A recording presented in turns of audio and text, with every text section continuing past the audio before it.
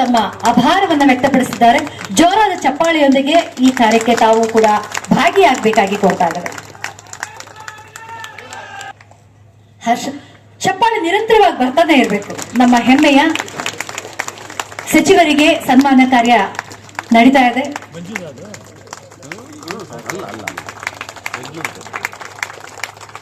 ಕಾಂಗ್ರೆಸ್ ಪಕ್ಷದ ಅಧ್ಯಕ್ಷರಾಗಿ ಬಹುಶಃ 2013ರಲ್ಲಿ ಈ ಒಂದು ಕಾಂಗ್ರೆಸ್ ಪಕ್ಷ ಅಧಿಕಾರಕ್ಕೆ ಬರಲಿಕ್ಕೆ ಬಹಳ ಪ್ರಾಮಾಣಿಕದ ಪ್ರಯತ್ನಗಳನ್ನು ಮಾಡಿ ಒಂದು ಜೈ ಭಾರತ್ ಭವನವನ್ನ ನಿರ್ಮಾಣ ಮಾಡೋದ್ರ ಮುಖಾಂತರ ತನ್ನ ಧನು ಮನ ಸಮಯ ಎಲ್ಲವನ್ನು ಕೂಡ ಅದಕ್ಕೆ ಕ್ರೋಢೀಕರಿಸಿ ಯಾವುದಾದ್ರೂ ಅಧ್ಯಕ್ಷರು ಜಿಲ್ಲಾ ಮಟ್ಟದಲ್ಲಿ ಅಧ್ಯಕ್ಷರು ತಾಲೂಕು ಮಟ್ಟದಲ್ಲಿ ಬ್ಲಾಕ್ ಅಧ್ಯಕ್ಷ ಕೆಲಸ ಮಾಡಲಿ ಅಂತೇಳಿ ಸಂಭಾವನೆ ನಿಗದಿ ಮಾಡಿ ಅವರಿಗೆ ವಾಹನ ಕೊಟ್ಟಂತ ಯಾರಾದ್ರೂ ವ್ಯಕ್ತಿ ಇದ್ರೆ ಅದು ಪರಮೇಶ್ವರ್ ಜಿ ಅವರು. ಇಷ್ಟೇ ಅಲ್ಲ, ಅವರಿಗೆ 3 ಬಾರಿ ಗೃಹ ಇಲಾಖೆ ಕೊಟ್ಟಿದ್ದಾರೆ. ನಾವೆಲ್ಲ ಕೇಳ್ತಾ ಇರ್ತೀವಿ, ನಿನಗೆ ಬೇಡ ಗೃಹ ಇಲಾಖೆ ಸಾಕು ಅಂತ. ಏನ್ ಮಾಡೋದಪ್ಪ, ನನಗೆ ಕೊಡ್ತಾರೆ ಅಂತ. ಹೇಗೆ ಕೊಡ್ತಾರೆ ಅಂದ್ರೆ ಅವರ ದೂರದೃಷ್ಟಿ, ಅವ್ರಿಗೆಲ್ಲವನ್ನೂ ಕೂಡ ಸಮಚಿತ್ತವಾಗಿ ಸ್ವೀಕಾರ ಮಾಡಿ ಯಾವುದೇ ಹುದ್ದೆಗೊಳಗಾಗದೆ ಯಾವುದೇ ಕೆಟ್ಟ ಸಂದರ್ಭಗಳಲ್ಲಿ ಕೂಡ ತನ್ನ ಸಮಬಲದಿಂದ ಸಮಚಿತ್ತವಾಗಿ ಯೋಚನೆ ಮಾಡಿ ತೀರ್ಮಾನ ತಗೊಳ್ತಾರೆ. ಎಂತೆಂಥ ಕಷ್ಟಗಳು ಬಂದಾಗಲೂ ಕೂಡ ಎಲ್ಲವನ್ನು ಕೂಡ ತಾಳ್ಮೆಯಿಂದ ಜಾಣ್ಮೆಯಿಂದ ಪರಿಹಾರ ಮಾಡಿದಂಥವರು ನಮ್ಮ ಪರಮೇಶ್ವರ್ ಸರ್ ಅವರು.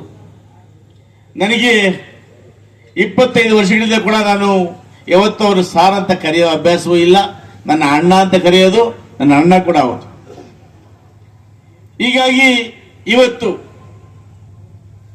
ಅವರಿಗೆ ಯಾವ ಉದ್ದೇಶ ಇತ್ತೋ ಗೊತ್ತಿಲ್ಲ, ಈ ಜಿಲ್ಲೆಯ ಮೇಲೆ ಒಂದು ಒಳ್ಳೆಯ ಸುಭಿಕ್ಷೆಯ ಅಧಿಕಾರ ನೀಡ್ತಕ್ಕಂಥ ಸಮರ್ಥ ನಾಯಕರು ಆಗಿರ್ತಕ್ಕಂಥ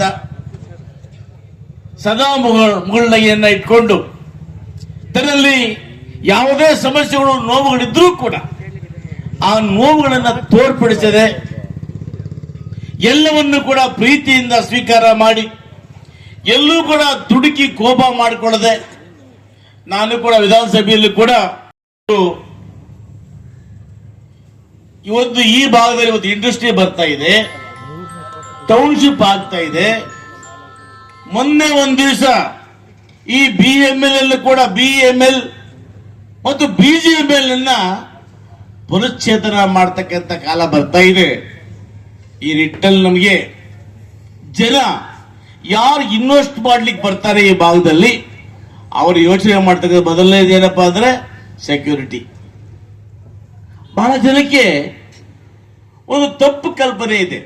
KGF ಅಂದ್ರೆ ಅಲ್ಲೆಲ್ಲ ರೌಡಿಸಂ ಮಾಡ್ತಾರೆ, ಕಳ್ತನ ಮಾಡ್ತಾರೆ ಅನ್ನೋ ತಪ್ಪು ಕಲ್ಪನೆ ತುಂಬಿದ್ದಾರೆ.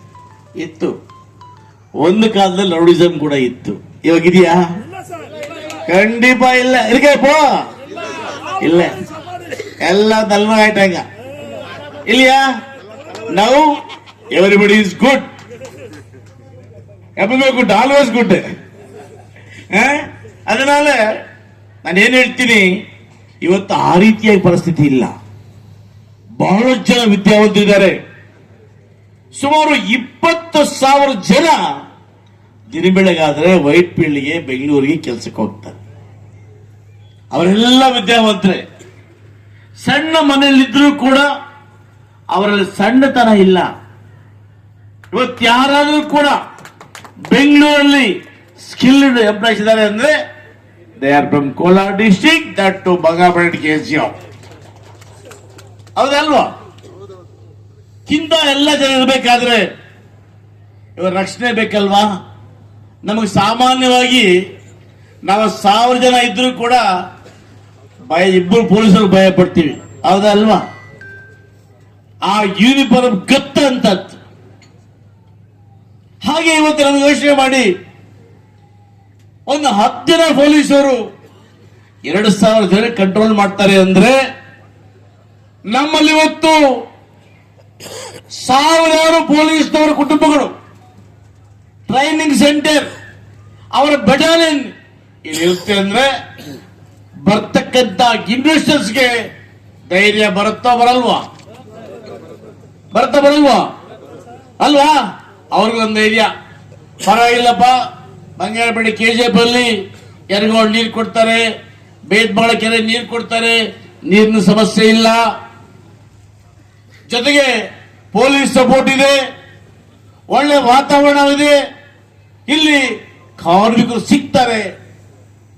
ಈ ಉದ್ದೇಶದಿಂದ ಮುಂದೆ ಹಿಂದೆ ನಾವು ಕಂಡಾಗೆ 1900 ವರ್ಷಗಳ ಅವಧಿಯಲ್ಲಿ ಈ ಮೈನಿಂಗ್ ಏನು ಗತವೈಭವ ಹೊಂದಿತ್ತೋ ಆ ಗತವೈಭವ ನನಗೆ ವಿಶ್ವಾಸ ಇದೆ ಖಂಡಿತವಾಗ್ಲೂ ಕೂಡ ಮರುಕಳಿಸಿ ಬರ್ತದೆ.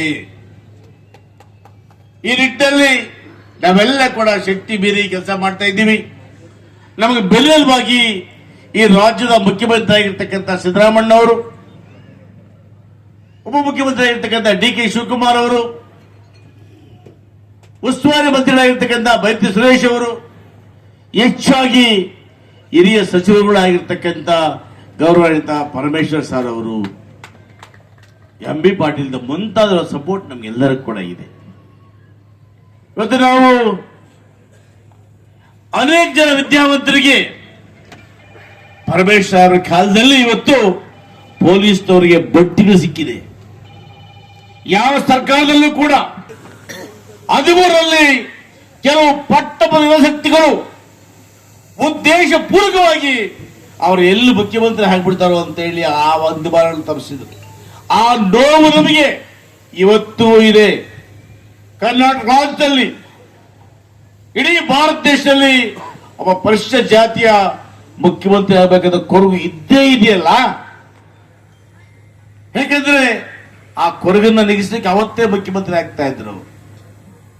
ಆದ್ರೆ 8 ವರ್ಷಗಳ ಕಾಲ ಸಮಗ್ರವಾಗಿ ಪಕ್ಷವನ್ನು ತಂದಿದ್ರು ಕೂಡ ಅದೃಷ್ಟವಶದವರಿಗೆ ಮುಖ್ಯಮಂತ್ರಿ ಭಾಗ ಅಂತ ಸಿಗ್ಲಿಲ್ಲ. ಇವತ್ತು ಕೂಡಿ ಬರಲಿ ಅಂತ ನಾವೆಲ್ಲ ಕೂಡ ಆಶಿಸೋಣ. ತಪ್ಪೇನಿದೆ? What is wrong? ತಪ್ಪಿದ್ಯಾ? ಖಂಡಿತವಾಗ್ಲೂ ಕೂಡ ಒಬ್ಬ ದಲಿತರಿಗೆ ಮುಖ್ಯಮಂತ್ರಿ ಸಹ ಸಿಕ್ಕಿದ್ರೆ ಅದು ನಮ್ಮೆಲ್ಲರ ಸೌಭಾಗ್ಯ ಅಂತ ನಾವಾದ್ರೂ ಕೂಡ ಭಾವಿಸ್ತೀವಿ. ಅಂತ ದಿನಗಳು ಬರಲಿ ಅಂತೇಳಿ ನಾನು ಕೂಡ ಭಗವಂತನ ಪ್ರಾರ್ಥನೆ ಮಾಡ್ತಾ, ಪರಮೇಶ್ವರಣ್ಣ ಅವರಿಗೆ ಇನ್ನು ಭಗವಂತ ಹೆಚ್ಚಿನ ಆಯುಷ್ಯನ್ನು ಕೊಡಬೇಕು. ಯಾಕೆಂದ್ರೆ ನಾವು ಕೋಹ ಮಾಡ್ಕೊಂಡ್ರು ಕೂಡ ಅವ್ರು ಕೋಹ ಮಾಡ್ಕೊಳ್ಳಲ್ಲ. ನಾವೇ ಸುಮ್ಮನೆ ಹೋಗ್ಬೇಕು, ಮಾತಾಡಿ ನಾವೇ ಸುಮ್ಮನೆ ಹೋಗ್ಬೇಕು. ಎಷ್ಟೇ ತಾಳ್ಮೆ ಇದ್ದ ಉತ್ತರ ಕೊಡ್ತಕ್ಕಂಥ ವ್ಯಕ್ತಿ ಈ ರಾಜ್ಯಕ್ಕೆ ಅಗತ್ಯ ಇದೆ. ಅವರ ಸೇವೆ ಅಗತ್ಯಕ್ಕಿದೆ. ಈ ಸಮಾಜಕ್ಕೆ ಅವರ ಸೇವೆ ಅಗತ್ಯವಿದೆ. ಆದ್ದರಿಂದ ಭಗವಂತ ಮುಂದಿನ ದಿನಮಾನಗಳಲ್ಲಿ ಅವರಿಗೆ ಒಳ್ಳೆಯ ಅವರ ಯೋಗ್ಯತೆಗೆ ತಕ್ಕಂತ ಬರ್ತಾ ದಾರಿಯಲ್ಲಿ ಯಾವ್ದು ಹಳೆ ಪೊಲೀಸ್ ಸ್ಟೇಷನ್ ಇದೆ, 100 ವರ್ಷಗಳ ಪೊಲೀಸ್ ಸ್ಟೇಷನ್ಗೆ ನಾನು ಕಾಲಿಡ್ಬೇಕು ಅಂತ ಹೇಳ್ತಾರೆ. 100 ವರ್ಷಗಳ ಹಳೆ ಪೊಲೀಸ್ ಸ್ಟೇಷನ್ ಉರ್ಗಂಪೇಟಲ್ಲಿ ಇರುತ್ತೆ. ಹೋಗ್ತಾ ದಾರಿಯಲ್ಲಿ ನನ್ನನ್ನ ಮತ್ತೆ ಬಂಗಾರಪೇಟೆ ಶಾಸಕರನ್ನಿಬ್ಬರನ್ನು ಜೊತೆಯಲ್ಲಿ ಕೂರಿಸ್ಕೋತಾರೆ. ಆಮೇಲೆ ಬಂಗಾರಪೇಟೆಯಲ್ಲಿ ಪೊಲೀಸ್ DR ಪೊಲೀಸ್ದು ಒಂದು ಕ್ವಾರ್ಟರ್ಸ್ ಇನಾಗ್ರೇಷನ್ಗೂ ಕರ್ಕೊಂಡು ಹೋಗ್ತಾರೆ. ನಮ್ಮನ್ನ ಒಟ್ಟಿಗೆ ಕರ್ಕೊಂಡು ಹೋಗೋ ಸಂದರ್ಭದಲ್ಲಿ KGF ನ ನಮ್ಮ ಬೆಮೆಲ್ ಮುಂದೆ ಬರ್ತಾ ಈ ಕಡೆ ಎಲ್ಲಾದ್ರೂ 100 ಎಕರೆ ಜಾಗ ಸಿಗುತ್ತಾ ಅನ್ನುವಂತ ಮಾತನ್ನ ನನ್ನ ಕಿವಿಗೆ ಹಾಕ್ತಾರೆ. 100 ಎಕರೆ ಜಾಗ ಸಿಗುತ್ತಾ, ಏನ್ ಮುಂದೆ ಮಾಡ್ತೀವಿ ಅನ್ನೋಂಥದನ್ನ ಅವತ್ತು ಆ ದಿನ ಹೇಳಲ್ಲ. 100 ಎಕರೆ ಜಾಗ ಬೇಕಿತ್ತು, ಸಿಗತ್ತಾ KGF ಅಲ್ಲಿ ಅಂತ. ಆಮೇಲೆ ನನ್ಗೆ ಯೋಚನೆ ಆಯ್ತು, ನಾನ್ ಮುಂದೆ ಏನು ಮಾತಾಡಲ್ಲ. ಕೋವಿಡ್ ಸಂದರ್ಭ ನಂತರ ದಿನಗಳಲ್ಲಿ ಎಲ್ಲ ಪೊಲೀಸ್ ಸ್ಟೇಷನ್ಸ್ ನ ವಿಸಿಟ್ ಮಾಡ್ತಾರೆ, ಮತ್ತೆ ಅವರ ಕಾರ್ಯವೈಖರಿ ಚೆಕ್ ಮಾಡ್ತಾರೆ. ಯಾವ ರೀತಿ ನೀವು 5 ಗಂಟೆಗೆ ಯಾವ ರೀತಿ ಬೀಟ್ ಮಾಡ್ತೀರಾ, ಅದ್ರ ರಿಪೋರ್ಟ್ ಎಲ್ಲಿದೆ, ನೋಟ್ ಬರ್ದಿದ್ದೀರಾ, ಅದನ್ನೆಲ್ಲ ಚೆಕ್ ಮಾಡಿದಾಗ ನನಗೆ ಅವತ್ತು ಅರ್ಥ ಆಗತ್ತೆ ಅವರಿಗೆ ಯಾವುದೇ ಒಂದು ಇಲಾಖೆ ಜವಾಬ್ದಾರಿಯನ್ನ ಕೊಟ್ಟಾಗ ಅವರ ಅರ್ಹತೆ ಹೇಗಿದೆ ಅನ್ನುವಂಥದ್ದನ್ನ. ಪೊಲೀಸ್ ಬೀಟ್ ಎಷ್ಟೊತ್ತಿಗೆ ಮಾಡ್ತೀರಾ, ನೈಟ್ ರೌಂಡ್ಸ್ ಎಷ್ಟು, ಅರ್ಲಿ ಮಾರ್ನಿಂಗ್ ರೌಂಡ್ಸ್ ಏನು ಅಂತ ಅಂದ್ಬಿಟ್ಟು ನಮ್ಮನ್ನು ಜೊತೆಯಲ್ಲಿ ಕರ್ಕೊಂಡು ಹೋಗ್ತಾರೆ. ಆ ಬುಕ್ ನ ವಿಸಿಟ್ ಬೀಟ್ ಒಂದು ವಿಸಿಟ್ ಬುಕ್ ಇರುತ್ತೆ, ಅದನ್ನ ನೋಡ್ತಾರೆ ಅಂತ ಯಾರು ನಿರೀಕ್ಷೆ ಕೂಡ ಮಾಡಿರಲ್ಲ. ಅವ್ರು ಅಲ್ಲಿಗೆ ನೇರವಾಗಿ ಕರ್ಕೊಂಡು ಹೋಗ್ತಾರೆ. ಆ ತರ ಸರಳತೆಯಲ್ಲೂ ಕೆಲಸದ ವಿಚಾರ ಅಂತ ಬಂದಾಗ ಆ ದಿಟ್ಟತನ ತೋರಿಸುವಂತದ್ದನ್ನ ನಾನು ಅವತ್ತು ಮೆಚ್ತೀನಿ. ಆ ದಿನ ನನಗೆ ಅರ್ಥ ಆಗ್ಲಿಲ್ಲ, ಭೂಮಿ ಕೇಳ್ತಾ ಇದ್ದಾರೆ ಅನ್ನುವಂತ ಪ್ರಯತ್ನದಲ್ಲಿ ಹುಡುಕಿದ್ವಿ. ಬಂದಾಗ ಹೇಗ್ ಅನ್ಸುತ್ತೋ ಗೊತ್ತಲ್ಲ, ಪೊಲೀಸ್ ಇಲಾಖೆಯವ್ರು ಬಹಳ ಸತಿ ಬಂದೋದ್ರು, ಇದೊಂಥರ ಕಾಡ್ ತರ ಇದೆ ಅಂತ ಅವ್ರ ಮನ್ಸಿಗೆ ಏನ್ ಅನ್ಸ್ತೋ ಗೊತ್ತಾಗ್ಲಿಲ್ಲ. ಜಾಗ ಕೊಟ್ಟಿದ ತಕ್ಷಣ ಫಸ್ಟ್ ಪ್ಲಾಂಟೇಶನ್ಸ್ ನ ಫಾರೆಸ್ಟ್ ಅವ್ರ ಜೊತೆ ಸೇರಿ ಬಹಳ ಜವಾಬ್ದಾರಿಯಿಂದ ಅವತ್ತು ಶಾಂತ್ ಕುಮಾರ್ ಅವರು SP ಅವ್ರು ಇರ್ತಾರೆ, ಅವರ ಪ್ರಯತ್ನನೂ ಕೂಡ ಇದೆ. ಜಾಗ ತೋರಿಸುವಷ್ಟರಲ್ಲಿ ಅವರು ಜಾಗ ಎಲ್ಲಿಂದ ಎಲ್ಲಿವರೆಗೂ ಇದೆ ಈ 100 ಎಕರ್ಸ್ ಬೇರೆಯವ್ರ ಪಾಲಾಗಬಾರ್ದು ಅಂತ ಪ್ಲಾಂಟೇಶನ್ಸ್ ಕೂಡ ಮಾಡುವಂತ ಒಂದು ಪ್ರಯತ್ನ ಮಾಡ್ತಾರೆ ಈ ಭಾಗದಲ್ಲಿ. 100 ಎಕರ್ಸ್, ಈ 100 ಎಕರ್ಸ್ ಅಲ್ಲಿ ಇಂಡಿಯನ್ ರಿಸರ್ವ್ ಪೊಲೀಸ್ ಬರ್ತಾರೆ ಅಂತ ಹೇಳ್ತಾ ಇದ್ದಾರೆ. ಅಂದ್ರೆ ಇದು ದೇಶದ ಸುರಕ್ಷತೆಯ ಪಡೆ, ರಾಜ್ಯದ ಅಲ್ಲ ಇಡೀ ದೇಶದ ಸುರಕ್ಷತೆಯ ಪಡೆ. 1,000 ಪೊಲೀಸ್ ಅವರಿಗೆ ಒಂದು ಟ್ರೈನಿಂಗ್ ಅಕಾಡೆಮಿ ಇರುತ್ತೋ, ಅಥವಾ ಪೊಲೀಸ್ ಅವರು 1,000 ಕುಟುಂಬದವರು ಇಲ್ಲಿ ವಾಸ ಮಾಡ್ತಾರ, ಟ್ರೈನಿಂಗ್ ತಗೊಂತಾರ, ಇಂಥದೊಂದು ದೂರದೃಷ್ಟಿಯ ಸಂಕಲ್ಪ ಹೊತ್ತು ಈ ಜಾಗಕ್ಕೆ, KGF ಕ್ಷೇತ್ರಕ್ಕೆ, ಇಡೀ ರಾಜ್ಯಕ್ಕೆ 2 ಇಂಡಿಯನ್ ರಿಸರ್ವ್ ಪೊಲೀಸ್ ನ ಅಲಾಟ್ ಮಾಡುವಂತ ಅವಕಾಶ ಇದ್ದಾಗ ಆ ದಿನದಲ್ಲಿ ಅತೀಕ್ ಸರ್ನ ಕರೆಸ್ತಾರೆ. ಅದನ್ನ ಬಜೆಟ್ಗೆ ಸೇರಿಸುವಂತದ್ದಿರುತ್ತೆ, ಬಜೆಟ್ ಬುಕ್ಗೆ. ನನಗೆ ಕರ್ನಾಟಕ ಪೊಲೀಸ್ ಟ್ರೈನಿಂಗ್ ಅಕಾಡೆಮಿ ಕೊಟ್ಟಿದ್ರು ಸಾಕಾಗಿತ್ತು, ನಾನು ಚಿಕ್ಕ ಪ್ರಸಾದನ ಕೇಳಲಿಕ್ಕೆ ಹೋಗ್ತೀನಿ, ಆದ್ರೆ ಅವರು ಅಕ್ಷಯ ಪಾತ್ರೆಯನ್ನ ಕೊಡ್ತಾರೆ ಅನ್ನುವಂತ ಸತ್ಯ ನನಗೆ ಅವತ್ತು ಗೊತ್ತಾಗ್ಲಿಲ್ಲ. ಚಿಕ್ಕ ಪ್ರಸಾದ, ನನ್ನ ಕ್ಷೇತ್ರಕ್ಕೆ ಪೊಲೀಸ್ ಏನೋ ಒಂದು ಟ್ರೈನಿಂಗ್ ಅಕಾಡೆಮಿ ಅಥವಾ ಪೊಲೀಸ್ ಸಂಸ್ಥೆ ಯಾವುದೇ ಒಂದು ಬಂದ್ರು ಒಂದು ಭದ್ರತೆ ಬರುತ್ತೆ ಅನ್ನುವಂತ ನಂಬಿಕೆ. ಯಾಕೆಂದ್ರೆ ಬರುವಂತ ದಿನಗಳಲ್ಲಿ 1,000 ಎಕರೆ ಜಾಗ ಇದೆ KGFದು. KGF 1,000 ಎಕರೆ ಜಾಗದಲ್ಲಿ, ಅಂದ್ರೆ ಬೆಮಲಿಂದ ವಾಪಸ್ ತಗೊಂಡಿರುವಂತ 1,000 ಎಕರೆ ಜಾಗದಲ್ಲಿ ಇಂಡಸ್ಟ್ರಿಯಲ್ ಏರಿಯಾ ಡೆವಲಪ್ ಆಗ್ತಾ ಇದೆ. ಬರುವಂತ ಇಂಡಸ್ಟ್ರಿಯಲಿಸ್ಟ್ ಯಾರೇ 1,000 ಕೋಟಿ ಇನ್ವೆಸ್ಟ್ ಮಾಡುವಂತವ್ರು, 5,000 ಕೋಟಿ ಇನ್ವೆಸ್ಟ್ ಮಾಡುವಂತವ್ರು, 10,000 ಕೋಟಿ ಇನ್ವೆಸ್ಟ್ ಮಾಡುವಂತವ್ರು, ಇಂಟಿಗ್ರೇಟೆಡ್ ಮತ್ತೆ ಇಂಡಸ್ಟ್ರಿಯಲ್ ಟೌನ್ಶಿಪ್ ಎರಡೂ ಕೂಡ KGF ಕ್ಷೇತ್ರ ಮತ್ತೆ ಬಂಗಾರಪೇಟೆ ಕ್ಷೇತ್ರಕ್ಕೆ ಹೊಂದಿಕೊಂಡೇ ಇರುವಂತದ್ದು. ಬರುವಂತ ಯಾವುದೇ ಒಬ್ಬ ಇಂಡಸ್ಟ್ರಿಯಲಿಸ್ಟ್ ಯೋಚನೆ ಮಾಡ್ತಾನೆ, ದೂರದೃಷ್ಟಿ ಯೋಚನೆ ಮಾಡ್ತಾನೆ, KGFಗೆ ನಾವು ಒಂದು ಇಂಡಸ್ಟ್ರಿ ತಗೊಂಡು ಹೋಗ್ಬೇಕಂದ್ರೆ ಏನ್ ಲಾಭ ಇದೆ ಅಂತ. ಇತ್ತೀಚೆಗೆ 4-5 ತಿಂಗಳಲ್ಲಿ ಒಂದು ಟಾಯ್ ಇಂಡಸ್ಟ್ರಿ ರಿಜಿಸ್ಟ್ರೇಷನ್ ಮಾಡಿದೆ. ಅದಾದ್ಮೇಲೆ ಏರೋಸ್ಪೇಸ್ ಇಂಡಸ್ಟ್ರಿ ಕೂಡ ರಿಜಿಸ್ಟ್ರೇಷನ್ ಮಾಡ್ಕೊಂಡಿದ್ದಾರೆ. ಎಲ್ಲ MOUs ಅಂದ್ರೆ ಸರ್ಕಾರದ ಹಂತದಲ್ಲಿ ಏನೇನು ಮಾನದಂಡಗಳಿದಾವೆ ಅವನ್ನೆಲ್ಲ ಅವರು ಪರಿಪೂರ್ತಿ ಮಾಡ್ತಾ ಇದ್ದಾರೆ. ಅದರ ಜೊತೆಲಿ ಅವ್ರು ಯೋಚನೆ ಮಾಡ್ತಾರೆ, KGF ಅಲ್ಲಿ ವಿಶಿಷ್ಟತೆ ಏನಿದೆ, ವೈವಿಧ್ಯತೆ ಏನಿದೆ, ನಾವು KGFಗೆ ಒಂದು ಇಂಡಸ್ಟ್ರಿ ತಗೊಂಡು ಹೋಗ್ಬೇಕಂದ್ರೆ ಏನ್ ಅದ್ರಲ್ಲಿ ಲಾಭ ಏನು ಅಂತಂದ್ರೆ, ಇಲ್ಲಿ skilled labours, semi skilled labours, ITI college, diploma college, engineering college, ಅದರ ಜೊತೆಯಲ್ಲಿ ಬ್ಯಾಂಗ್ಳೂರ್ ಚೆನ್ನೈ ಎಕ್ಸ್ಪ್ರೆಸ್ ಹೈವೇ ಎಷ್ಟು 2 ಗಂಟೆ ಕಾಲದಲ್ಲಿ ಚೆನ್ನೈ ಪೋರ್ಟ್ಗೆ ತಲುಪುವಂತದ್ದು ಇರೋದ್ರಿಂದ ಇಲ್ಲಿ ಮ್ಯಾನುಫ್ಯಾಕ್ಚರಿಂಗ್ ಯೂನಿಟ್ಸ್ ನ ತರೋದಕ್ಕೆ ಆರೋಗ್ಯಕರವಾಗಿರುವಂತ ವಾತಾವರಣ ಇಲ್ಲಿದೆ. ಇದು ಪೊಲೀಸ್ ಟ್ರೈನಿಂಗ್ ಬಟಾಲಿಯನ್ ಪಕ್ಕದಲ್ಲಿ ನೆಕ್ಸ್ಟ್ ಫಾರೆಸ್ಟ್ ಏರಿಯಾ ಇದೆ. ನನ್ನ ಕ್ಷೇತ್ರ ಹೊಂದಿಕೊಂಡು ಬಂಗಾರಪೇಟೆ ಕ್ಷೇತ್ರ ಕೂಡ ಹೊಂದಿಕೊಂಡು ಇದು ಫಾರೆಸ್ಟ್ ನೆಕ್ಸ್ಟ್ ಇದೆ. ಬೇರೆ ಈ ತರ ವಾತಾವರಣ ಎಲ್ಲೂ ಕೂಡ ಸಿಗಲ್ಲ ಇಡೀ ರಾಜ್ಯದಲ್ಲಿ. 30 ಎಕರೆಯಲ್ಲಿ ನಂದಿ ಬೆಟ್ಟದಲ್ಲಿ ಕೊಟ್ಟಿದ್ದಾರೆ, 100 ಎಕರೆಯಲ್ಲಿ KGF ಕ್ಷೇತ್ರಕ್ಕೆ ಇಂಥ ರಿಸರ್ವ್ ಪೊಲೀಸ್ ಟ್ರೈನಿಂಗ್ ಬೆಟಾಲಿಯನ್ ಕೊಟ್ಟಿದಾರ, ಅಥವಾ ಇದೊಂದು ಕ್ಯಾಂಪಸ್ ಆಗತ್ತಾ, ಅಕಾಡೆಮಿ ಆಗತ್ತಾ, ಇಂಥ ದೂರದೃಷ್ಟಿನ ಅವ್ರ ಮನಸ್ಸಲ್ಲಿ ಇದ್ದಿದ್ದಕ್ಕೋಸ್ಕರ ಇಡೀ ಕ್ಷೇತ್ರದ ಜನತೆಯ ಪರವಾಗಿ ಯಾರ್ಯಾರು 25 ವರ್ಷಗಳಿಂದ ನಮ್ಮ KGF ಕ್ಷೇತ್ರದಿಂದ, ಬಂಗಾರಪೇಟೆ ಕ್ಷೇತ್ರದಿಂದ ವಿದ್ಯಾವಂತ ಯುವಕರು ಯುವತಿಯರು ಉದ್ಯೋಗವನ್ನ ಆರಿಸಿ ಬೇರೆ ಬೇರೆ ಕಡೆ ಹೋಗಿ ತಮ್ಮ ಜೀವನವನ್ನ ಅಂದ್ರೆ ಉದ್ಯೋಗವನ್ನ ಆರಿಸಿ ಬೇರೆ ಕಡೆ ಹೋಗಿ ದುಡಿದು ಬದುಕ್ತಾ ಇರುವಂತ ಕೈಗಳಿಗೆ ಬರುವಂತ ದಿನಗಳಲ್ಲಿ ಉದ್ಯೋಗ ಸೃಷ್ಟಿ ಮಾಡ್ಲಿಕ್ಕೆ ಇದು ಒಂದು ಶಕ್ತಿ. ಅಂದ್ರೆ ರಕ್ಷಣಾ ಪಡೆ ಒಂದು ಶಕ್ತಿ. ಯಾರೇ ಒಬ್ಬ ಧೈರ್ಯದಿಂದ ಒಂದು ಇನ್ವೆಸ್ಟ್ ಮಾಡೋದಕ್ಕೆ KGF ಬರ್ಬೇಕಂದ್ರೆ ಇದು ಒಂದು ಮೊದಲನೇ ಅಡಿಪಾಯವನ್ನ ಮಾಡಿದ್ದಾರೆ. 100 ಎಕರೆ ಜಾಗದಲ್ಲಿ ಹಂತ ಹಂತವಾಗಿ ಅಭಿವೃದ್ಧಿಯನ್ನ ಮಾಡ್ತಾರೆ. ಇವತ್ತು 30 ಕೋಟಿ ಅನುದಾನದಲ್ಲಿ ಇಲ್ಲಿ ಟ್ರೈನಿಂಗ್ ಕ್ಯಾಂಪಸ್ ಬರುತ್ತೆ, ಅದಾದ್ಮೇಲೆ ಅವ್ರ ಕ್ವಾರ್ಟರ್ಸ್ ಬರುತ್ತೆ, ಇನ್ನ ಏನೇನ್ ಬರುತ್ತೋ ಅದನ್ನ ಅವರ ಮಾತಿನಲ್ಲಿ ಮಾಹಿತಿಯನ್ನ ಕೊಡ್ತಾರೆ ಅಂತ ಹೇಳ್ತಾ ಇದೊಂದು ಚರಿತ್ರೆಯನ್ನ ಸೃಷ್ಟಿ ಮಾಡುವಂತದ್ದು. KGF ನ ಗತ ವೈಭವನ್ನ ಮರುಕಳಿಸುವಂತ ಚರಿತ್ರೆ ಇದು ಅಂತ ಹೇಳಲಿಕ್ಕೆ ಈ ದಿನನ, ಈ ಸಮಯನ, ಈ ಪುಣ್ಯ ಸಮಯನ ನನಗೆ ಅವಕಾಶ ಮಾಡಿಕೊಟ್ಟಿದ್ದಕ್ಕೆ ಈ ವೇದಿಕೆ ಮುಖಾಂತರ. ಈ ಬಜೆಟ್ ನಲ್ಲಿ ಮಾನ್ಯ ಮುಖ್ಯಮಂತ್ರಿಗಳಿಗಾಗಲೇ ಹೇಳಿದ್ದೇನೆ, ನಾನು 10,000 ಆದ್ರೂ ನಾನು ತುಂಬುತ್ತೇನೆ. ಸಬ್ ಇನ್ಸ್ಪೆಕ್ಟರ್ ರೆಕ್ರೂಟ್ ಮಾಡ್ಬೇಕು. ನಾನು ಯಾರನ್ನು ಟೀಕೆ ಮಾಡಕ್ ಹೋಗೋದಿಲ್ಲ. ಹಿಂದಿನ ಸರ್ಕಾರದಲ್ಲಿ ಪೊಲೀಸ್ ಸ್ಕ್ಯಾಮ್ ಆಯ್ತು, PSI ಸ್ಕ್ಯಾಮ್ ಆಯ್ತು, 545 ಜನ ಸಬ್ ಇನ್ಸ್ಪೆಕ್ಟರ್ ಆಗೋದು ನಿಂತೋಯ್ತು, ಕೋರ್ಟಿಗೆ ಹೋಯ್ತು. ಕಳೆದ 5 ವರ್ಷ ಒಬ್ಬ ಸಬ್ ಇನ್ಸ್ಪೆಕ್ಟರ್ನ ನಾವು ರೆಕ್ರೂಟ್ ಮಾಡೋದಕ್ಕೆ ಸರ್ಕಾರದಲ್ಲಿ ಆಗ್ಲಿಲ್ಲ. ಆದ್ರೆ ಈ ಬಾರಿ ಈ ವರ್ಷ ಅದನ್ನೆಲ್ಲ ಬಗೆಹರಿಸಿ 900 ಜನ ಸಬ್ ಇನ್ಸ್ಪೆಕ್ಟರ್ನ ನೇಮಕ ಮಾಡಿದ್ದೇನೆ. ಇವತ್ತು ಅವರೆಲ್ಲ ಟ್ರೈನಿಂಗ್ ಅಲ್ಲಿದ್ದಾರೆ. ಬಹುಶಃ ಇನ್ನೊಂದು 2-3 ತಿಂಗಳಲ್ಲಿ ಅವರು ಫೀಲ್ಡಿಗೆ ಬರ್ತಾರೆ. ಅವಶ್ಯಕತೆ ಯಾಕಿದೆ? ಪೊಲೀಸಿನ ಅವಶ್ಯಕತೆ ಯಾಕಿದೆ? ಇವತ್ತು ಆಧುನಿಕತೆ ಅನೇಕ ಸವಾಲುಗಳನ್ನ ನಮ್ಮ ಮುಂದೆ ಎಸೀತಾರೆ.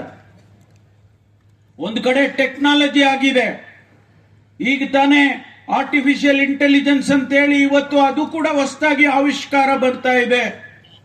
ಅದಕ್ಕೆ ನಮ್ಮವ್ರು ತಯಾರಾಗಬೇಕು. ಅವರಿಗೆಲ್ಲ 1,10,000 ಜನ ಪೊಲೀಸ್ನವರು ಸೈಬರ್ ಟ್ರೈನಿಂಗ್ ಅನ್ನ ಮಾಡಿಸ್ತೇನೆ. ಈಗಾಗಲೇ ಅದನ್ನ ಪ್ರಾರಂಭ ಮಾಡಿದೆ. ಯಾವ ಭಾಷೆ ಇರ್ಬೋದು, ಇಂಗ್ಲಿಷ್ ಇರ್ಬೋದು, ಕನ್ನಡ ಇರ್ಬೋದು, ಆದ್ರೆ ಪ್ರತಿಯೊಬ್ಬ ಕಾನ್ಸ್ಟೇಬಲ್ಗೂ ಕೂಡ ಸೈಬರ್ ಟ್ರೈನಿಂಗ್ ಅನ್ನ ಕೊಡ್ತಕ್ಕಂತ ಕೆಲಸ ನಮ್ಮ ಸರ್ಕಾರದಲ್ಲಿ ನಾವು ಮಾಡ್ತೇವೆ. ಆದ್ರಿಂದ ಸ್ನೇಹಿತರೆ, ಪೊಲೀಸ್ ಅನ್ನತಕ್ಕಂಥದ್ದು ಜನಸ್ನೇಹಿಯಾಗಿರ್ಬೇಕು. ಜನಗಳಿಗೆ ಪೊಲೀಸ್ ಅನ್ನುವಂತ ಒಂದು ಅಭಿಮಾನ ಬರಬೇಕು. ಕಾನೂನು ಮುರಿಯೋನಿಗೆ ಅದು ಬೇರೆ ವಿಚಾರ. ಮರ್ಡರ್ ಮಾಡಿದವನಿಗೆ ಸ್ನೇಹತ್ವ ಮಾಡಕ್ಕಾಗುತ್ತಾ? ಮರ್ಡರ್ ಮಾಡಿದವನಿಗೆ ಸ್ನೇಹಿತ ಅಂತ ಹೇಳಕ್ಕಾಗುತ್ತಾ? ಅದು ಕಾನೂನು ನೋಡ್ಕೊಳ್ಳುತ್ತೆ. ಆದ್ರೆ ಸಾಮಾನ್ಯ ಜನ, ಬೀದಿಯಲ್ಲಿರೋನನ್ನ ನಾವು ಸ್ನೇಹತ್ವದಿಂದ, ಸ್ನೇಹ ಭಾವನೆಯಿಂದ ಕಾಣದೆ ಹೋದ್ರೆ ಅದು ಸರಿ ಹೋಗೋದಿಲ್ಲ ಸಮಾಜದಲ್ಲಿ ಅಂತ ಹೇಳಿ ಜನಸ್ನೇಹಿ ಪೊಲೀಸ್ ಆಗಬೇಕು ಅಂತ ಹೇಳಿ ನಾನು ಈಗಾಗಲೇ ಹೇಳಿದೆ. ಆದ್ರಿಂದ ಪೊಲೀಸ್ ಇಲಾಖೆ ಇವತ್ತು ರಾಜ್ಯದಲ್ಲಿ ಸಮರ್ಥವಾಗಿ ಕೆಲಸ ಮಾಡ್ತಾ ಇದೆ. ಮುಂದೆಯೂ ಕೂಡ ಮಾಡುತ್ತೆ ಅಂತ ಹೇಳಿ ವಿಶ್ವಾಸ ನನಗಿದೆ. ಒಳ್ಳೊಳ್ಳೆ ಆಫೀಸರ್ಸ್ ಇದ್ದಾರೆ. ಯಾರು ಒಬ್ರು ಬ್ಲ್ಯಾಕ್ ಶೀಪ್ಸ್ ಇರ್ತಾರೆ, ನಾವೇನ್ ಮಾಡೋದಕ್ಕಾಗೋದಿಲ್ಲ. ಎಲ್ಲ ಕ್ಷೇತ್ರದಲ್ಲಿ ಇದ್ದಾಗೆ ಪೊಲೀಸ್ ಇಲಾಖೆಯಲ್ಲಿ ಯಾರೋ ಒಬ್ಬ ಬ್ಲ್ಯಾಕ್ ಶೀಪ್ ಇರ್ತಾರೆ. ಆದ್ರೆ ಕಾನೂನಿನ ಪ್ರಕಾರ ಅವರಿಗೆ ಆಗುವಂತ ಶಿಕ್ಷೆ ಆಗೇ ತೀರುತ್ತೆ ಅನ್ನುವಂತ ಮಾತನ್ನ ಈ ಸಂದರ್ಭದಲ್ಲಿ ಹೇಳ್ತೇನೆ. ಸ್ನೇಹಿತರೆ, 2023ರಲ್ಲಿ ನಾವು ಚುನಾವಣೆಗೆ ನಿಮ್ಮ ಹತ್ರ ಬಂದ್ವಿ. ತಾವೆಲ್ಲ ಆಶೀರ್ವಾದ ಮಾಡಿದ್ರಿ. ರೂಪಮ್ಮನಿಗೆ ಆಶೀರ್ವಾದ ಮಾಡಿದ್ರಿ. ನಾರಾಯಣ ಸ್ವಾಮಿಗೆ ಆಶೀರ್ವಾದ ಮಾಡಿದ್ರಿ.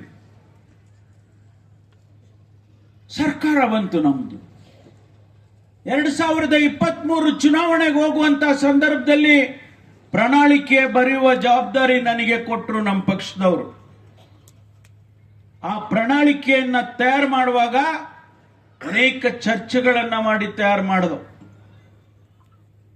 5 ಗ್ಯಾರಂಟಿಗಳನ್ನು ನಿಮ್ಮ ಮುಂದೆ ತಂದಿಟ್ಟು ನಾವು ಆ ಪಿಂಕ್ ಕಾರ್ಡ್ ಅನ್ನ ಕೊಟ್ಟು ನಿಮಗೆ ಚುನಾವಣೆ ಟೈಮ್ನಲ್ಲಿ ಅದನ್ನೆಲ್ಲ ಬಿಸಾಕಿದ್ರು ಬಹಳ ಜನ. ಪ್ರತಿಯೊಂದು ಮನೆಗೂ ಆ ಪಿಂಕ್ ಕಾರ್ಡ್ ಕೊಡಬೇಕು ಅಂತೇಳಿ ನಾವು ನಮ್ಮ ಕಾರ್ಯಕರ್ತರಿಗೆ, ಮುಖಂಡರಿಗೆ ಹೇಳ್ದೋ. ಜನ ನಂಬಲಿಲ್ಲ. ಇವ್ರೆಲ್ಲಿ ಕೊಡಕ್ಕಾಗುತ್ತೆ, 2,000 ರೂಪಾಯಿ ಇವ್ರೆಲ್ಲಿ ಕೊಡಕ್ಕಾಗುತ್ತೆ, ಈ ರೀತಿ ವಿರೋಧ ಪಕ್ಷದವರು ಟೀಕೆ ಟಿಪ್ಪಣಿ ಮಾಡಿದ್ರು. ಇವತ್ತು ಕೋಟ್ಯಾಂತರ ಜನರಿಗೆ ಕರ್ನಾಟಕ ಸರ್ಕಾರ, ಸಿದ್ದರಾಮಯ್ಯನ ಸರ್ಕಾರ ಕೋಟ್ಯಾಂತರ ಜನರಿಗೆ ಕೋಟ್ಯಾಂತರ ರೂಪಾಯಿಯನ್ನ ನಾವು ಇವತ್ತು ಕೊಟ್ಟಿದ್ದೇವೆ. ಆ ತಾಯಂದಿರು ಕೂತಿದಾರಲ್ಲಿ. ತಿಂಗಳಿಗೆ 2,000 ರೂಪಾಯಿ ಕೊಡ್ತೇವೆ. ಆ 2,000 ರೂಪಾಯಿ ಯಾರೋ ಹಣ ಇರೋರಿಗೆ ಉಪಯೋಗ ಇಲ್ಲದೆ ಇರಬಹುದು. ಯಾರು ಕೂಲಿ ಮಾಡ್ತಾರೆ, ಯಾರು ಬೇರೆ ಮನೆಯಲ್ಲಿ ಹೋಗಿ ಕೆಲಸ ಮಾಡ್ತಾರೆ, ಆ ಹೆಣ್ಣು ಮಗಳಿಗೆ 2,000 ರೂಪಾಯಿ ಬಹಳ ದೊಡ್ಡ ಹಣ. ಆ ತಾಯಂದಿರು ಕೂಡಿಟ್ಕೊಂಡು ಮಕ್ಕಳನ್ನ ವಿದ್ಯಾಭ್ಯಾಸ ಮಾಡಿಸಿದ್ದಾರೆ. ಒಬ್ಬ ತಾಯಿ ಕಂಪ್ಯೂಟರ್ ಕೊಡಿಸಿದ್ದಾಳೆ ಕೂಡಿಟ್ಕೊಂಡು, ಕಾಲೇಜ್ ಫೀಸ್ ಕಟ್ಟಿದ್ದಾಳೆ. ನಮ್ಮ ಉದ್ದೇಶ ಯಾರು ಹಣವಂತರಿದ್ದಾರೆ ಅವರಿಗೆಲ್ಲ ನಮ್ಮ ಕೊಡೋದು ಉದ್ದೇಶ. ಯಾರು ಬಡವರಿದ್ದಾರೆ ಅವರಿಗೆ ಕೊಡುವಂತಹ ಉದ್ದೇಶದಿಂದ ನಾವು ಕೊಟ್ಟಿದ್ದೇವೆ. ವಿದ್ಯಾರ್ಥಿಗಳಿಗೆ ಗ್ರಾಜ್ಯುಯೇಟ್ಸ್ ಆದ್ಮೇಲೆ ಅವ್ರಿಗೆ ಕೆಲಸ ಸಿಗ್ಬೇಕು. ಅಲ್ಲಿಯವರೆಗೂ ನಾವು ನಿಮ್ಮನ್ನು ನೋಡ್ಕೊಳ್ತೀವಪ್ಪ, 1 ವರ್ಷ ನಿಮ್ಮನ್ನು ನೋಡ್ತೇವೆ ಅಂತೇಳಿ ಅವರಿಗೆ ವಿದ್ಯಾಸಿರಿಯನ್ನು ಕೊಟ್ಟಿದ್ದೇವೆ. ಬದ್ಧತೆ ಆ ಜನರನ್ನ ಬುದ್ಧಿವಂತರನ್ನ ಮಾಡಬೇಕು, ಆರ್ಥಿಕ ಶಕ್ತಿಯನ್ನು ಅವ್ರಿಗೆ ಕೊಡಬೇಕು ಅಂತೇಳಿ ನಾವು ಆ ಜನರ ದೃಷ್ಟಿ ಇಟ್ಕೊಂಡು 5 ಗ್ಯಾರಂಟಿಯನ್ನು ಕೊಟ್ಟಿದ್ದೇವೆ. ಟೀಕೆ ಮಾಡೋರು ಇರ್ತಾರೆ, ವಿರೋಧ ಪಕ್ಷದವರು ಟೀಕೆ ಮಾಡ್ತಾರೆ. ಈ ಹಣ ಕೊಟ್ಟಿದ್ದು ಬೇರೆ ಕೆಲಸಗಳೆಲ್ಲ ನಿಂತೋಗಿದಾವೆ. ಒಂದು ಮಾತನ್ನ ನಮ್ಮನ್ನ ಟೀಕೆ ಮಾಡೋರಿಗೆ ಹೇಳೋದಕ್ಕೆ ಬಯಸ್ತೇನೆ, ನಾವು ಯಾವ ಕೆಲಸ ನಿಲ್ಲಿಸಿಲ್ಲ. ಹೇಳಿ, ಯಾವ ಕೆಲಸ ನಿಲ್ಲಿಸಿದ್ದೀವಿ? ಯಾವ ನೀರಾವರಿ ಕೆಲಸ ನಿಲ್ಲಿಸಿದ್ದೀವಿ? ಇವತ್ತು ರೂಪಮ್ಮ ಹೇಳಿದ್ರು, ಈಗ ಅಂಬೇಡ್ಕರ್ದು ಅದೇನಮ್ಮ ಕೇಂದ್ರ, ಜ್ಞಾನ ಕೇಂದ್ರ, ಅಂಬೇಡ್ಕರ್ ಜ್ಞಾನ ಭಂಡಾರವನ್ನ ಇಲ್ಲಿ ಮಾಡ್ತಾ ಇದ್ದಾರೆ. ನಾನು ಇಳಿದು ಕಾರ್ ಇಳಿದು ನೋಡ್ಕೊಂಡು ಬಂದೆ. 8 ಎಕರೆ ಭೂಮಿನಲ್ಲಿ ಸುಮಾರು 15 ಕೋಟಿ ಖರ್ಚು ಮಾಡಿ ಅಂಬೇಡ್ಕರ್ ವಿಚಾರಧಾರೆಗಳನ್ನು ತಿಳಿಸೋದಕ್ಕೆ ಅವರು ಮಾಡ್ತಿದ್ದಾರೆ. ಹಾಗಾದ್ರೆ ಸರ್ಕಾರ ದುಡ್ಡಿಲ್ಲದೆ ಇದ್ರೆ ಇದು ಮಾಡಕ್ಕಾಗ್ತಿತ್ತ? ನೀರಾವರಿ ಯೋಜನೆಗಳನ್ನ ಮಾಡ್ತಾ ಇದ್ದೇವೆ, ನಮ್ಮ ಹತ್ರ ದುಡ್ಡಿಲ್ಲದೆ ಇದ್ರೆ ಮಾಡಕ್ಕಾಗ್ತಿತ್ತ? ಶಾಲಾ ಕಾಲೇಜುಗಳಲ್ಲಿ ಮಕ್ಕಳಿಗೆ ಹಾಸ್ಟೆಲ್ಗಳು ಕಟ್ತಾ ಇದ್ದೀವಿ, ದುಡ್ಡಿಲ್ಲದೆ ಇದ್ರೆ ಮಾಡಕ್ಕಾಗ್ತಿತ್ತ? ಅದಕ್ಕಾಗಿ ಇವತ್ತು ಅವರಿಗೆ ಹೇಳೋದಕ್ಕೆ ಬಯಸ್ತೇನೆ, ನಾವು ಸದೃಢವಾಗಿದ್ದೇವೆ, ಆರ್ಥಿಕವಾಗಿ ಸದೃಢವಾಗಿದ್ದೇವೆ. ಮುಂದಿನ ತಿಂಗಳು ಮಾನ್ಯ ಸಿದ್ದರಾಮಯ್ಯನವರು ಬಜೆಟ್ ಅನ್ನ ಮಂಡನೆಯನ್ನ ಮಾಡೋರಿದ್ದಾರೆ. ಹೋದ ಬಾರಿ 4,09,000 ಕೋಟಿ ರೂಪಾಯಿ ಬಜೆಟ್ ಅನ್ನ ಮಂಡನೆ ಮಾಡಿದ್ರು. ಈ ಬಾರಿ ಇನ್ನೂ ಹೆಚ್ಚು ಲಕ್ಷ ಕೋಟಿಯನ್ನ ಮಂಡನೆಯನ್ನ ಮಾಡ್ತಾರೆ ಮಾನ್ಯ ಸಿದ್ದರಾಮಯ್ಯನವರು. ಹಾಗಾಗಿ ಇವತ್ತು ನಾವು ಕರ್ನಾಟಕದಲ್ಲಿ ಜನರಿಗೆ ಏನ್ ಮಾತು ಕೊಟ್ಟಿದ್ದೋ, ಚುನಾವಣೆಯ ಸಂದರ್ಭದಲ್ಲಿ ಏನ್ ನಾವು ಭರವಸೆ ಕೊಟ್ಟಿದ್ದೋ, ಅದೆಲ್ಲವನ್ನು ಕೂಡ ಈಡೇರಿಸತಕ್ಕಂತ ಕೆಲಸವನ್ನ ಮಾಡಿದ್ದೇವೆ, ಮಾಡ್ತೇವೆ. ಬಹುಶಃ 500ಕ್ಕೂ ಹೆಚ್ಚು ಭರವಸೆಗಳನ್ನು ಕೊಟ್ಟಿದ್ದೇವೆ ನಾವು. ಅಷ್ಟನ್ನೂ ಕೂಡ ನಮ್ಮ ಸಮಯ ಮುಗಿಯೋದ್ರೊಳಗಾಗಿ ನಾವು ಖಂಡಿತವಾಗಿ ಅನುಷ್ಠಾನ ಮಾಡ್ತೇವೆ ಎನ್ನುವಂತ ಮಾತನ್ನ ಈ ಸಂದರ್ಭದಲ್ಲಿ ನಾನು ಹೇಳೋದಕ್ಕೆ ಬಯಸ್ತೇನೆ. ಭಾಗದ ಜನರಿಗೆ ಸುಭಿಕ್ಷತೆ ತಂದು ಅಭಿವೃದ್ಧಿಯನ್ನ ತರಬೇಕು ಅಂತೇಳಿ ನಾನು ಈ ಸಂದರ್ಭದಲ್ಲಿ ಹೇಳಿ ಬಹಳ ವಿಚಾರಗಳನ್ನು ತಮ್ಮ ಮುಂದೆ ಇಟ್ಟಿದ್ದೇನೆ. ಈ ಕೆಲಸ ಬಹಳ ತ್ವರಿತವಾಗಿ ಆಗಲಿ ಇಲ್ಲಿ, ಮತ್ತು 1000 ಜನ ಪೊಲೀಸ್ನವರು ನಿಮ್ಮ ಮಧ್ಯೆ ಇರಲಿ ಹಾಗೆ ಅಂತೇಳಿ ನಾನು ಹಾರೈಸಿ, ನನಗೆ ಅವಕಾಶ ಕೊಟ್ಟಿದ್ದಕ್ಕಾಗಿ ನಾರಾಯಣ ಸ್ವಾಮಿ ಅವರು ಹುಷಾರಿಲ್ಲ ಅಂದ್ರು. ಹೌದು, ಸ್ವಲ್ಪ ಹುಷಾರಿರ್ಲಿಲ್ಲ. ನಿನ್ನೆ ನಾನು ಸಾಯಂಕಾಲ ಬರೋದಕ್ಕೆ ಸ್ವಲ್ಪ ಡೌಟ್ ಮಾಡ್ಕೊಂಡಿದ್ದೆ ನಾನೇ. ಆಮೇಲೆ ಬೆಳಿಗ್ಗೆ ಎದ್ದಿಲ್ಲ, ಹೋಗ್ಬಿಡೋಣ ಏನಾಗ್ಬಿಡ್ಲಿ ಅಂತ ಹೇಳಿ ಬಂದು ಈ ಕಾರ್ಯಕ್ರಮದಲ್ಲಿ ಭಾಗವಹಿಸಿದ್ದೇನೆ. ತಮ್ಮೆಲ್ಲರನ್ನ ನೋಡುವಂತಹ ಸೌಭಾಗ್ಯ ನನಗೆ ಸಿಕ್ಕಿದ್ದಕ್ಕಾಗಿ ತಮಗೆ ನಮಸ್ಕಾರಗಳನ್ನು ಹೇಳಿ, ಮತ್ತು ಮುಂದೆ ಇದೇ ರೀತಿ ಕಾರ್ಯಕ್ರಮಗಳು ಹೆಚ್ಚೆಚ್ಚಾಗಲಿ ಅಂತ ಹೇಳಿ ಆಶಿಸ್ತಾ ನನ್ನ ಮಾತು ಮುಗಿಸ್ತೇನೆ. ಜೈ ಹಿಂದ್, ಜೈ ಕರ್ನಾಟಕ. ಸುದ್ದಿ ಕಿರಣ ವಾಹಿನಿಗೆ ಸ್ವಾಗತ. ನಮ್ಮ ವಾಹಿನಿಯ ಪ್ರತಿಯೊಂದು ವಿಡಿಯೋ ನೀವು ನೋಡಬೇಕಾದರೆ ಈ ಕೂಡಲೇ ಸಬ್ಸ್ಕ್ರೈಬ್ ಮಾಡಿ, ಬೆಲ್ ಐಕಾನ್ ಪ್ರೆಸ್ ಮಾಡಿ, ಆಲ್ ಅಂತ ಸೆಲೆಕ್ಟ್ ಮಾಡಿ.